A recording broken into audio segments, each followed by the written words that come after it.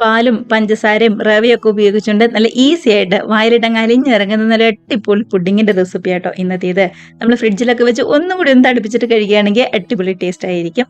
കണ്ടതാ ഇതേപോലെ നല്ല പഞ്ഞി പഞ്ഞി പോലുള്ള നല്ല സോഫ്റ്റ് ആയിട്ടുള്ള പുഡിംഗ് ആണ്. അപ്പൊ മിസ് ചെയ്യാതെ ട്രൈ ചെയ്ത് നോക്കി കമന്റ്സ് ഒക്കെ ആണെന്നുണ്ടെങ്കിലും അറിയിക്കുക കേട്ടോ. കണ്ടു നോക്കിയാലോ എങ്ങനെയാ നമ്മുടെ ഈ പുഡിംഗ് റെഡിയാക്കി എടുക്കുന്നതെന്ന്.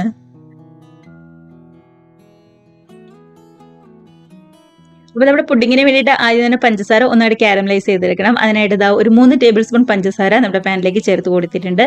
അപ്പൊ അതൊക്കെ ഒന്നുകൂടെ മെൽറ്റ് ആയിട്ട് വരുമ്പോൾ ഗ്യാസ് ഒരു ലോ ഫ്ലെയിമിലേക്ക് മാറ്റി കൊടുക്കാം കേട്ടോ. ഒട്ടും തന്നെ കരിഞ്ഞൊന്നും പോവാതെ പ്രത്യേകം ശ്രദ്ധിക്കണേ. കണ്ടതാ ഇതേപോലെ നന്നായിട്ട് കളറൊക്കെ ഒന്ന് മാറി വന്നപ്പോൾ ഒരു 1.5 ടേബിൾ സ്പൂൺ വെള്ളവും കൂടി ചേർത്ത് കൊടുക്കുന്നുണ്ട്. ഇതിപ്പോ ചൂടുവെള്ളമൊന്നുമല്ല, സാധാരണ വെള്ളം തന്നെ കേട്ടോ. കണ്ടതാ ഇതേപോലെ വെള്ളം ചേർത്ത് കൊടുക്കുമ്പോൾ നല്ല കട്ടിയായിട്ട് വരും നമ്മുടെ പഞ്ചസാര. അതിനുശേഷം പതുക്കെ ഇങ്ങോട്ട് മെൽറ്റ് ആയിട്ട് വന്നോളൂ കേട്ടോ. ഇതിപ്പോ കളറൊക്കെ ഒന്ന് മാറിയിട്ട് നല്ല അടിപൊളിയായിട്ട് തന്നെ വന്നിട്ടുണ്ട്. ഒട്ടും തന്നെ കരിഞ്ഞൊന്നും പോവാതെ കറക്റ്റ് ആയിട്ട് തന്നെ നമുക്ക് കിട്ടിയിട്ടുണ്ട്. അപ്പൊ നമുക്ക് ഗ്യാസ് ഓഫ് ചെയ്തിട്ട് ഏത് പാത്രത്തിലാണോ നമ്മൾ പുഡിങ് സെറ്റ് ചെയ്യാനായിട്ട് മാറ്റി കൊടുക്കുന്നത് ആ പാത്രത്തിലേക്ക് നമ്മുടെ കാരമലൈസ് ചെയ്തതും ഒഴിച്ചു കൊടുക്കാവുന്നതേ ഉള്ളൂ. നമ്മളിപ്പോ കേക്ക് ടിന്നാട്ടോ എടുത്തിരിക്കുന്നത്. ഇതിനകത്ത് ഒട്ടും തന്നെ വെള്ളമൊന്നും പാടില്ല. അതിനുശേഷം ഇതേപോലെ എല്ലാ സൈഡിലേക്കും ഒന്നും കൂടെ ആക്കി കൊടുക്കുന്നുണ്ട്. ഇത് മതി. ഇനിയിപ്പോൾ നന്നായിട്ട് തന്നെ ഒന്നും കൂടി തണുത്ത് വരട്ടെ. ആ സമയം കൊണ്ട് നമുക്ക് പാലും ബാക്കിയുള്ള കാര്യങ്ങളൊക്കെയും ഒന്ന് സെറ്റാക്കി എടുക്കാം. ഞാനിവിടെ ഒരു 1/2 ലിറ്റർ പാലാട്ടോ എടുത്തിരിക്കുന്നത്. 250 ml കപ്പിന് 2 കപ്പ് പാൽ എടുത്തിട്ടുണ്ട്. ഇനിയിപ്പോൾ ഇതിലേക്ക് ടേസ്റ്റിന് വേണ്ടി 1 ടേബിൾ സ്പൂൺ ബട്ടറും അതേപോലെ തന്നെ മധുരത്തിനായിട്ട് പഞ്ചസാരയും കൂടി ചേർത്ത് കൊടുക്കാം. ഞാനൊരു 4 ടേബിൾ സ്പൂൺ പഞ്ചസാരയായിട്ട് എടുത്തിരിക്കുന്നത്. മധുരം കുറച്ചും കൂടി വേണമെന്നുണ്ടെങ്കിൽ കുറച്ചും കൂടി ചേർത്ത് കൊടുക്കാവുന്നതേ ഉള്ളൂ. ഇതേപോലെ നന്നായിട്ടൊന്ന് തിളച്ച് വരുമ്പോൾ ഇതിലേക്ക് ഒരു 3 ടേബിൾ സ്പൂൺ റവയും കൂടി ചേർത്ത് കൊടുക്കാം. ഇപ്പോൾ വറുത്ത റവയോ വറക്കാത്ത റവയോ ഏതാണെങ്കിലും കുഴപ്പമില്ല. നമ്മുടെ റവയും കൂടി ചേർത്ത് നന്നായിട്ട് തന്നെ ഒന്നും കൂടി മിക്സ് ആക്കി ശരിക്കും ഒന്നും കൂടി തിളച്ച് പതുക്കെ ഒന്നും കൂടി കുറുകി വരാനായിട്ട് തുടങ്ങും. നല്ലതുപോലെ ഒന്നും കുറുക്കണ്ട, പതുക്കെ ഒന്നും കൂടി തിളച്ച് കുറുകി വന്നാൽ മാത്രം മതിയാവും. ആ സമയത്ത് ഗ്യാസ് ഓഫ് ചെയ്ത് അതിന്റെ വലിയ ചൂടൊക്കെ നാറാനായിട്ട് നമുക്ക് അവിടെ വെക്കാവേ. ഇനിയിപ്പോൾ മറ്റൊരു ബൗളിലേക്ക് ഒരു 2 മുട്ടയും അതേപോലെ തന്നെ ഒരു 1/2 ടീസ്പൂൺ വാനില എസൻസും കൂടി ചേർത്ത് കൊടുക്കുന്നുണ്ട്. നന്നായിട്ട് തന്നെ ശരിക്കും ഒന്നും കൂടി ബീറ്റ് ചെയ്തെടുക്കാം കേട്ടോ. ഇതേപോലെ ഹാൻഡ് വിസ്ക് വെച്ച് നന്നായിട്ട് ഒന്നുകൂടി ബീറ്റ് ചെയ്തെടുത്താൽ മതി. ശരിക്കും നിങ്ങൾ എല്ലാം കൂടി നന്നായിട്ടൊന്ന് യോജിപ്പിച്ചെടുക്കുക, അത്രയും മതി. ഇതിലേക്കാണ് വലിയ ചൂടൊക്കെ ഒന്ന് ആറിയ നമ്മുടെ പാലും കൂടി ചേർത്ത് കൊടുക്കുന്നത്. വലിയ ചൂടെന്ന് പറഞ്ഞാൽ തണുത്തൊന്നും പോയിട്ടില്ല, തീ ചൂട് മാത്രം ഒന്നും കൂടെ ആറിയിട്ടേ ഉള്ളൂ. ചൂടുണ്ട് കേട്ടോ. ഇതേപോലെ കുറച്ച് കുറച്ച് ചേർത്ത് ഹാൻഡ് വിസ്ക് വെച്ച് പതുക്കെ പതുക്കെ ഇളക്കി കൊടുക്കാം. ആദ്യമേ മുഴുവൻ ഒരുമിച്ച് ഒഴിക്കണ്ട കേട്ടോ. ഇതേപോലെ കുറച്ച് കുറച്ച് മാത്രം ചേർത്ത് കൊടുത്താൽ മതിയേ. ആ ചൂടോടുകൂടി തന്നെ പാലും വാനില എസൻസും ഒക്കെ ആയിട്ട് ചേർത്ത് നന്നായിട്ട് തന്നെ ഒന്നും കൂടി മിക്സ് ചെയ്ത് എടുത്തിട്ടുണ്ട്. ഇതിപ്പോൾ ഒരുപാട് കട്ടി കൂടുതലുമില്ല, എന്നാൽ തീരെ അങ്ങോട്ട് കട്ടി കുറവുമില്ലാത്ത ഈ ഒരു പരുവത്തിനായിട്ടാണ് നമുക്ക് കിട്ടിയിരിക്കുന്നത്. അപ്പൊ നമ്മുടെ പാലും റവയും കൂടി ചേർത്ത് ഒരുപാട് നേരം ഇട്ട് തിളപ്പിച്ച് കഴിഞ്ഞാൽ നല്ലതായിട്ട് കട്ടിയായി പോവും. അതുകൊണ്ട് പതുക്കെ ഒന്ന് തിളച്ച് കുറുകി വരുമ്പോഴേക്കും നമുക്ക് ഗ്യാസ് ഓഫ് ചെയ്യണം കേട്ടോ. അങ്ങനെ 1-2 കാര്യങ്ങളൊക്കെ ഒന്ന് ശ്രദ്ധിച്ചാൽ മാത്രം മതിയാവും.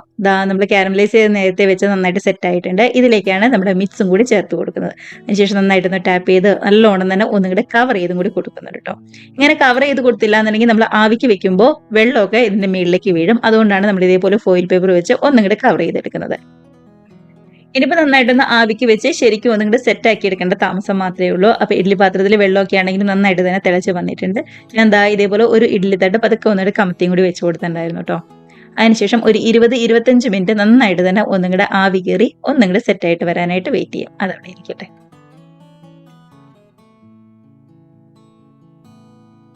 അങ്ങനെ ഒരു 25 മിനിറ്റ് ഒക്കെ കഴിഞ്ഞപ്പോഴേക്കും നന്നായിട്ട് തന്നെ ആവിയൊക്കെ വന്നിട്ട് ശരിക്കും ഒന്നും കൂടി സെറ്റായി വന്നിട്ടുണ്ട്.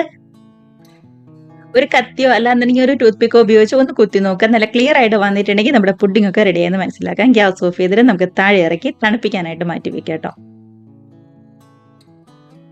കണ്ടതാ ഇതേപോലെ നന്നായിട്ട് തന്നെ തണുത്ത് വന്നിട്ടുണ്ട്. വലിയ ചൂടൊക്കെ നാറി നല്ലോണം തണുത്ത് വന്നപ്പോൾ ഞാൻ 1 മണിക്കൂർ ഒന്ന് ഫ്രിഡ്ജിലും കൂടി വെച്ചിട്ടാട്ടോ എടുത്തത്. ഇങ്ങനെ ഫ്രിഡ്ജിൽ വെച്ചിട്ട് നമ്മുടെ പുഡിംഗ് എടുക്കുകയാണെന്നുണ്ടെങ്കിൽ അടിപൊളി ടേസ്റ്റ് ആയിരിക്കും. നന്നായിട്ടൊന്ന് തണുപ്പിച്ചിട്ട് കഴിക്കുകയാണെന്നുണ്ടെങ്കിൽ നല്ല സൂപ്പർ ടേസ്റ്റ് ആയിരിക്കും കേട്ടോ. ഫ്രീസറിലൊന്നും വെക്കേണ്ട, താഴെ ഫ്രിഡ്ജിൽ മാത്രം വെച്ചിരുന്നാൽ മതി. ഇതേപോലെ മറ്റൊരു പ്ലേറ്റിലേക്ക് കമത്തി കൊടുക്കുക കേട്ടോ. കണ്ടോ, ഒട്ടും തന്നെ ഒട്ടിയൊന്നും പിടിക്കാതെ നല്ല അടിപൊളിയായിട്ട് ക്ലിയർ ആയിട്ട് തന്നെ നമുക്ക് കിട്ടിയിട്ടുണ്ട്. അപ്പൊ ഇത്രയേ ഉള്ളൂ നമ്മുടെ പുഡിങ്ങിന്റെ റെസിപ്പി എന്ന് പറയുന്നത്. പാലും അതേപോലെ തന്നെ റവയും പഞ്ചസാരയും ഒക്കെ ഉപയോഗിച്ചുകൊണ്ട് ഈസി ആയിട്ട് റെഡിയാക്കി എടുക്കാൻ പറ്റാവുന്ന റെസിപ്പി തന്നെയാണ്. അപ്പൊ ചെയ്തെടുക്കുമ്പോൾ 1-2 കാര്യങ്ങളൊക്കെ ഒന്ന് ശ്രദ്ധിക്കണം. പഞ്ചസാര ഒട്ടും തന്നെ കരിഞ്ഞൊന്നും പോകാതെ ശ്രദ്ധിക്കണം. അതേപോലെ തന്നെ റവയൊക്കെ പാലുമായിട്ട് മിക്സ് ചെയ്യുമ്പോൾ ഒരുപാട് അങ്ങോട്ട് കുറുകി പോവാതെയും ഒന്ന് ശ്രദ്ധിക്കണം കേട്ടോ. ഇത്രയേ ഉള്ളൂ നമ്മുടെ റെസിപ്പി. എല്ലാവരും മിസ് ചെയ്ത് ട്രൈ ചെയ്ത് നോക്കുക, ഉറപ്പായിട്ടും ഇഷ്ടാവും. കണ്ടതാ ഇതേപോലെ നല്ല സോഫ്റ്റ് ആയിട്ടിരിക്കുന്ന അടിപൊളി പുഡിംഗ് തന്നെയാണ്. വായിലിട്ടങ്ങ് അലിഞ്ഞിറങ്ങുന്ന നല്ല സ്വീറ്റ് ആൻഡ് ടേസ്റ്റി പുഡിംഗ് ആട്ടോ. അപ്പോൾ നമ്മുടെ സ്വീറ്റ്സ് ഒക്കെ ഇഷ്ടമുള്ള എല്ലാവർക്കും നമ്മുടെ ഈ റെസിപ്പിയും ഉറപ്പായിട്ടും ഇഷ്ടമാവും. വീഡിയോക്ക് ഇഷ്ടമായിട്ടുണ്ടെങ്കിൽ ഒന്ന് ലൈക്ക് അടിച്ച് ഷെയറും കൂടി ചെയ്യാനും, അതേപോലെ തന്നെ ആദ്യമായിട്ട് നമ്മുടെ ചാനൽ ആരെങ്കിലും കാണുന്നവരുണ്ടെങ്കിൽ റെസിപ്പിയൊക്കെ ഇഷ്ടമായിട്ടുണ്ടെങ്കിൽ നമ്മുടെ ചാനലും കൂടി ഒന്ന് സബ്സ്ക്രൈബ് കൂടി ചെയ്യാനായിട്ട് മറക്കല്ലേ. അപ്പം നമുക്ക് ഇതേപോലുള്ള പുതിയ പുതിയ നല്ല അടിപൊളി വീഡിയോസും റെസിപ്പീസൊക്കെ ആയിട്ട് വീണ്ടും കാണാം. അതുവരെ എല്ലാവരും നമ്മുടെ പുഡിംഗ് ഒക്കെ കഴിച്ച് നല്ല അടിപൊളിയായിട്ട് ഇരിക്കുക കേട്ടോ. ബൈ.